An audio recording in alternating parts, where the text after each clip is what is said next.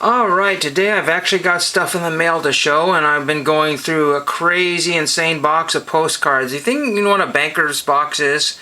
Fill it with postcards. Then you'll know you have a crazy problem with postcards. If you didn't know, back in the day, anything I talk about in the day is like 10 years ago or something like that. But, 10 plus years ago, I was walking into the coin shop / stamp shop, and you had these boxes of postage envelopes or whatever, and I said, you know what, these are old canceled envelopes. I said, I don't know what I'm going to do with them, but it was $5 takes the whole box. It looks like somebody had custom made some boxes to put them in, and I said, let me get one of these boxes here, and it was all canceled. And I thought maybe I could use something out of that for a project or whatever, autograph purposes or sort of thing, and I was not able to use any of that. But it turns out that somebody had saved the mail from the DMV and then collected postmarks from every single city in the entire state of Oregon practically.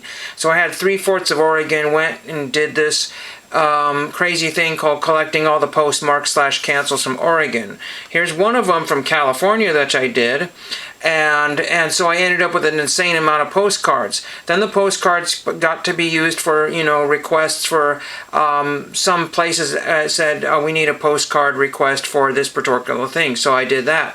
And then this one is said having a blast in Standish, California.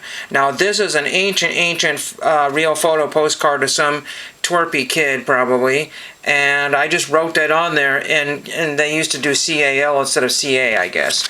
And then Standish, California canceled that with some, sort of vintage stamps, not really, but anyway, I just thought that was a fun little deal there. You won't be able to see that. And then, unfortunately, I had to stop my project, COVID things happened, and then people were, like, returning my letters and saying, I don't know what this is, or you need more postage, all kinds of ridiculous. I just returned to sender, really faint cancels like that, and then got nothing on there, and I couldn't read it. So it was a waste of time. But time has since passed now, and the letters have gone crazy expensive, 78 cents, plus, 60 odd cents for a postcard, so it may not be worth it. So I'm trying to blast out these postcards at 25 cents or 5 for $1. See how that works. I've got hundreds and hundreds, maybe even 1,000 postcards might even be up for get rid of it at that particular price, and then people will still complain. But I got a couple pieces of mail in here I wanted to show, and I've been going through a lot of stuff. Again, I've had Record Store Day withdrawal, so I participated in it as much as I could, and then I also had, let's see what this is here. I don't know what this is. The purchase or no, it's mine. It's got my address and it's got my crazy stamps on it. This is during when I had a lot of Christmas stamps here. I got those at one of the stamp events or something like that, and I got a huge deal on those. Unfortunately, the card's a little, they'll be okay. They'll flatten out. But I needed these cards from my collection here. I'm not sure what this piece of cardboard is doing in here to protect my cards, maybe to help flatten them out. I have no idea because I didn't send any of that. But anyway, make long story short, this is for a golfer, and that's one of the things I do on this channel is get autographs. If you didn't know, you can send to lots of athletes like Nick Price, and more than likely, hopefully, he has signed them. They're a little bit different on each one there. This is 1990, I believe, in 1991. I don't know, these are from my original 90 and 91 sets, but close enough. They will flatten out on my binder page. Very happy to have those. I think I might have gotten them before. I'm not 100% sure, but there were times where I could just get them for $1 a piece on eBay, and went and did that. Also, when I was going through my postcards, I found this. May not be able to see it that well, but this says State Capitol, Salem, Oregon. That is not the Capitol building in Salem, Oregon. Has kind of a White House look to it with that kind of front there, but no, it basically has long since gone. It's got a Seattle World's Fair Seattle 1909 postmark on there. I think that's pretty neat there. It's probably a valuable postcard here. What I mean by valuable is that somebody might pay me $5 for that. But other people would look at me like stupid. It's like, well, these things sell online all day long for 99 cents free shipping and sort of thing like that. And you get that a lot. Just have to deal with that. And so that's the kind of postcard I'm going to keep in my personal collection and not try to put in the 5 for $1. Now for the main event here. Again, I'm going through lots and lots of paper because A, I don't need 90% of it, and B, I'm trying to whittle down this crazy mess on the desk here that gets worse every single day. Every single day. I mean, I don't recycle as much paper as I used to. I would recycle a lot of paper. I want to say this package here, if I can get it open here carefully. This one came from Babylon, New York, and I think I should have another one coming from New York if this is what I'm thinking it is. So Record Store Day has come and gone, but people are still making crazy amounts of Record Store Day videos. A lot of them are record store owners giving their 2 cents about what happened and why they thought Record Store Day was awesome. Then there's the backlash because everybody's blowing out a lot of their records for a fraction of what they original cost and losing money on them. And then it's like, well, why don't we just wait until Record Store Day is over 5 days afterwards and to start buying all kinds of crazy stuff at, a half to, a third of what it originally cost. These may or may not be Record Store Day releases. We will just have to go through here and see what we have net since purchased here. So I'm trying to figure out what the heck these things are here. So, okay. So what we have here are 2 LPs. One of them looks like it's got a rip in the plastic there. That's unfortunate. But again, these are brand new factory sealed. One of them actually is Record Store Day. So this one here was originally $21.99. Then it was marked down to $13.99. Then it was marked down to $9.99. And it's got a red dot on there. And it was, I think, $4 maybe. Yeah, I want to say it was $4. It's Auto with 3 T's, Auto. It's got a creepy skull there in the background there, with some palm trees in the background. Auto, Locos Live in Venice. And it says Record Store Day right there. This is from like 4 years ago. So somebody's had this, couldn't get rid of it, couldn't get rid of it, couldn't get rid of it, and couldn't get rid of it. I want to say this was on YouTube, and I actually kind of liked it. It's thrash metal. This one says made in Canada. So I don't know exactly where, but mixed in Venice, California. Mixed by Tim Harkins. Let's see, Mike Brown, songwriters. And I'm trying to find the copyright. BMI. 2022. So you won't be able to see that, but 2022. So that's been sitting in somebody's just get rid of pile, and you can see again this corner is just totally roached here. The corner's not messed up too badly, but the plastic, and again, I don't care about the plastic as much, but I think I might keep this section here that has all the fun little Record Store Day, and then the $21.99 and $13.99. So yeah, it was $22 and got all the way down to $4. Let me see if I can open this and show you here what it looks like here, and then I got one more LP. I know I ransacked the plastic off of here, but I want to be careful anyways because I do want to save. The. And okay. Oh, nothing happened there. So we got a white inner sleeve here, some sort of glossy paper inner sleeve, not like so this shouldn't have a lot of leaching paper onto it. And again, people are complaining about warped vinyl, but I never have a problem with it. So this is a blue vinyl there with a creepy skull on side B, and then the same one on there on side A, I think is what it is. Gotta be very careful because some of these fresh records are very sharp on the edges, and it is kind of a little crispy there on the edge there.